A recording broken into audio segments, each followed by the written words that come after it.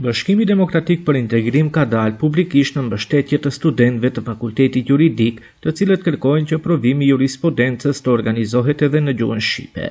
Shprehim shqetësim për shkeljen e hapur të Kushtetutës dhe ligjit për përdorimin e gjuhëve. Institucionet që kanë detyrim të garantojnë zbatimin e tyre, siç është Ministria e Drejtësisë, Ministria e Arsimit dhe Gjykata Kushtetuese, duhet që të veprojnë në përputhje me ligjin. Mosbatimi i një të drejtë të qartë krijon pasiguri juridike dhe tension të panevojshëm në marrëdhëniet ndëretnike. Mbështesim çdo iniciativë të studentëve të juridikut për organizimin e provimit të jurisprudencës në gjuhën shqipe.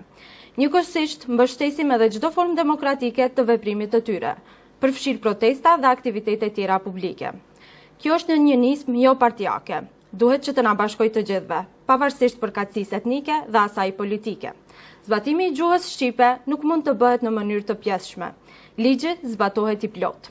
Ne jemi këtu për të solidarizuar me studentët dhe me çdo qytetar që kërkon respektim të rendit kushtetues.